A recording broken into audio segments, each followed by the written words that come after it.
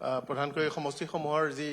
বিভাজন কৰি নতুন ৰূপ দিলে সি বহুত সহায় কৰিব আৰু সহায় কি প্ৰত্যেক মানুহেতো ভোটেই দিব এনেকুৱাটো নহয় যে সমষ্টিটো এই জায়গাত বি হৈ গ'ল কাৰণে মানুহখিনি নিজে নিজে বিজেপি হৈ গ'ল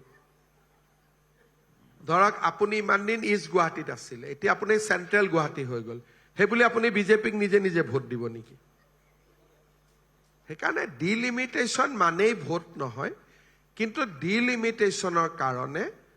অসমীয়া আৰু ভাৰতীয় মূলৰ বেছি বিধায়ক এইবাৰ আপুনি বিধানসভাত দেখা পাব সি কংগ্ৰেছৰ পৰাই হওক বিজেপিৰ পৰাই হওক কাৰণ এই সিটবিলাকতো কংগ্ৰেছে এতিয়া বাংলাদেশী মূলৰ মানুহক টিকট দিব নোৱাৰিব ভোটটো গ্যাৰেণ্টি নাই যে মানুহে বিজেপিকে দিব ভোটটো দিব পাৰে কংগ্ৰেছকো কিন্তু ক্যান্ডিডেট জন কোন হ'ব শুদ্ধ অসমীয়া বা ভাৰতীয় হ'ব সেইকাৰণে ডিলিমিটেশ্যনে আমাৰ এমএলএ বিধানসভাত বঢ়াব বিজেপিয়ে বাঢ়িব